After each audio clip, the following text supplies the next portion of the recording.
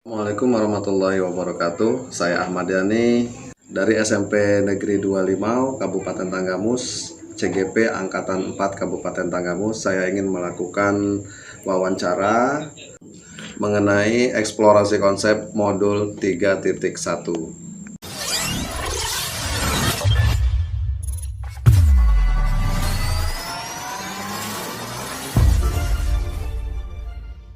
Fit, Pagi Pak, apa kabar? Alhamdulillah baik. Tadi berangkat jam berapa, Bu? Dari mana? Jam 9 Jam lebih. 9. Oh. Nah, langsung masuk kelas, Bu ya? Enggak Pak, tadi ada macet di jalan, ada kurang kendala. Iya. Bannya putus. Udah masuk kelas, Bu ya? Ya ini bentar lagi mau masuk kelas Pak. Oh gitu. Nah, jadi ini Bu apa? Gimana ini keadaan anak-anak di kelas di pelajaran Ibu? Oh, untuk saat ini alhamdulillah anak-anak yang tadinya mungkin absennya kurang, sekarang alhamdulillah mereka sudah ada perbaikan. Dari sikap juga mereka alhamdulillah sudah membaik. Iya. Ya tergantung dari kita sebagai guru ngasih mereka itu bagaimana Pak. Karena kalau misalkan anak-anak itu diasuh dengan cara kita kasar, anak-anak juga pasti bakal berontak Pak. Itu yang membuat keadaan pola pikir mereka, oh saya ini merasa nggak diperhatiin nih sama guru, kenapa guru marah-marah gitu. Jadi saya berpikir bahwa oh anak ini nih nggak boleh dikasarin. Iya. Harus kita itu punya pola pikir sendiri, pola asuh sendiri, gimana caranya anak ini sekolah rajin, di kelas juga betah, seperti itu sih Pak. Seru juga Bu ya. Nah, gini juga Bu, ngomong-ngomong saya juga nih punya kasus nih, mungkin beda kasusnya dari Ibu. Kemarin di kelas, ya, di kelas itu ada orang tua datang, itu kasusnya seperti ini Bu. Tolong Ibu baca dulu ininya. Nah, ininya. Pak Budiman merupakan guru matematika di SMP Karunia. Pak Budiman dikenal sebagai guru yang rajin, ramah, penyabar, dan disukai banyak murid. Suatu hari, saat Pak Budiman sedang mengajar di jam pelajaran pertama di kelas 8A, tiba-tiba datang orang tua salah satu murid kelas 8A, Abdul, di depan pintu kelas 8. Bapak Anwar, ayah Abdul mengacungkan parang sambil berteriak dan memanggil-manggil Abdul agar segera pulang untuk ikut panen ikan di tambak. Sontak Pak Budiman merasa kaget dan takut. Demikian juga dengan murid-murid yang lain. Abdul hanya bisa menangis ketakutan dan bersembunyi di pojok kelas sambil berteriak tidak mau pulang. Setelah Ibu membaca kasus ini tadi, tanggapan Ibu bagaimana Bu? Khususnya Pak, menurut pendapat pribadi saya sih, untuk Pak Anwar ini, kenapa dia menyuruh anaknya untuk tidak sekolah, atau mungkin dia di sisi lain membutuhkan tenaganya si anak Pak. Jadi si bapaknya ini mungkin kekurangan tenaga dalam ditambah, jadi sehingga dia menyuruh anaknya.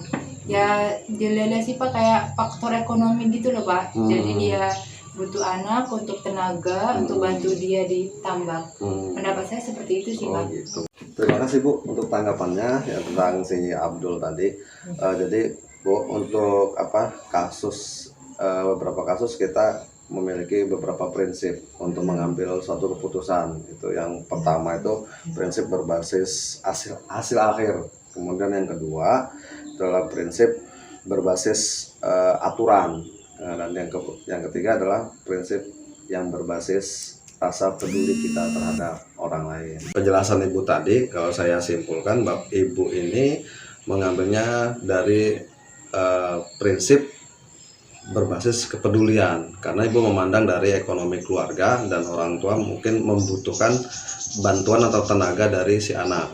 Nah, jadi itu ya nggak masalah sih seperti itu, cuman mungkin ini Bu saya mungkin ada beda pendapat lah dari kasus ini Bu ya. Ini menurut saya sih kalau saya berpikiran kepada prinsip yang berbasis peraturan Bu ya, karena kalau sudah masuk di sekolah kan memang harus ikut peraturan. Jadi si Abdul tadi itu ya memang harus mengikuti jam pelajaran dulu dari setengah 8 sampai jam 1.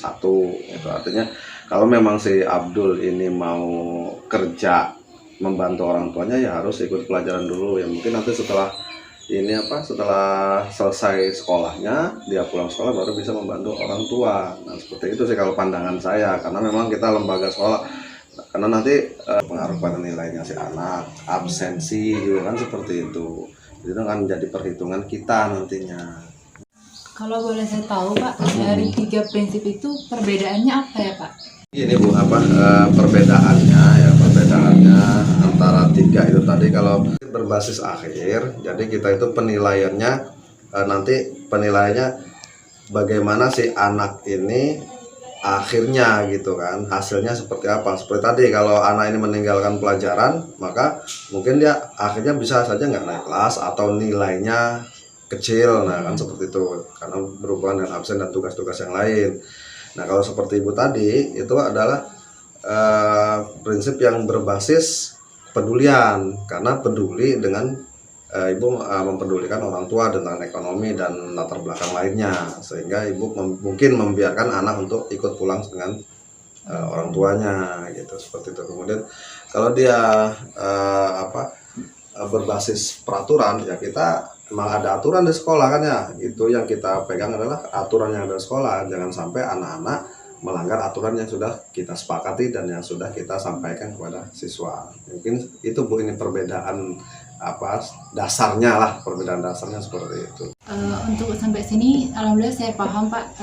Dari sini saya juga belajar cara menghadapi suatu kasus dan bisa belajar bagaimana cara mengangkat kasus tersebut dengan sebaik-baiknya. Terima kasih ya Pak, sudah dikasih ilmu, sudah dikasih wawasan yang luas. Iya, sama-sama. Setidaknya saya sekarang sudah tahu lah Pak. Oke, terima kasih. Demikian wawancara yang saya lakukan. Saya akhiri. Wassalamualaikum warahmatullahi wabarakatuh.